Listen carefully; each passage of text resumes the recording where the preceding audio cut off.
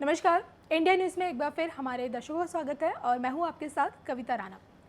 कृषि विधेयक को लेकर संसद के अंदर और बाहर घमासान मचा हुआ है। विपक्ष पार्टियों के साथ साथ देश भर के किसान संगठन भी इस बिल का कड़ा विरोध कर रहे हैं और इन सब के बीच पिछले साल पंजाब के मंत्रिमंडल से अपना इस्तीफा देने वाले और पंजाब से एमएलए नवजोत सिंह सिद्धू ने अब जाकर अपनी खामोशी तोड़ी है। जी हाँ, उन्होंने इस बिल के खिलाफ बोलते हुए कहा कि पंजाब, पंजाबियत और पंजाबी पंजाब के किसानों के साथ हैं। उन्होंने न सिर्फ इस बिल का पुरजोर विरोध किया बल्कि 2 ट्वीट किए और इस ट्वीट के जरिए उन्होंने मोदी सरकार पर कटाक्ष किया। जी हाँ, उन्होंने अपने पहले ट्वीट में ये कहा कि किसान पंजाब की आत्मा, शरीर के घाव भर जाते हैं पर आत्मा पर वार नासूर बनकर सदा रिश्ता है।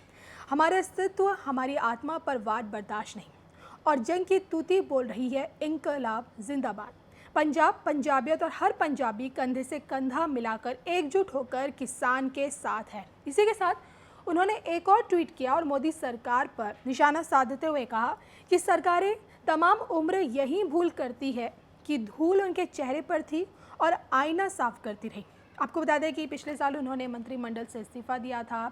उसके बाद 2019 के चुनाव में भी मोदी सरकार पर काफ़ी हमलावर रहे थे, लेकिन इतनी लंबी खामोशी के बाद आज जाकर जब लोकसभा से कृषि विधेयक बिल जब पारित हुआ तो उसका विरोध करते हुए उन्होंने ये 2 ट्वीट किए। और आपको बता दें कि लोकसभा से जैसे ये बिल पास हुआ तो पीएम मोदी ने देश को ये आश्वस्त करने की खूब कोशिश की कि भाई ये जो बिल है ये किसान का एक कवच है। इस बिल के तहत किसान देश भर के किसी भी कोने में जाके अपनी उपज को अपने मनचाहे दामों पर बेच सकता है। हालांकि जितने भी देश भर की जो तमाम विपक्षी पार्टियां हैं, खासकर कांग्रेस से लेकर और जितने भी देश भर के किसान संगठन हैं, वो इस बिल का विरोध कर रहे हैं। और साथ ही साथ पंजाब, हरियाणा से लेकर रोहतक तमाम जगह अब इसके खिलाफ प्रदर्शन भी जारी है। वहीं इस बीच इसी दरमियान जो केंद्रीय मंत्री हैं हरसिमरत कौर, उन्होंने भी अपने पद से इस्तीफा दे दिया। इस बिल के खिलाफ उन्होंने अपने पद से इस्तीफा दिया। हालांकि कांग्रेस का कहना है कि उनका ये इस्तीफा किसान के समर्थन में नहीं है बल्कि मजबूरी में है।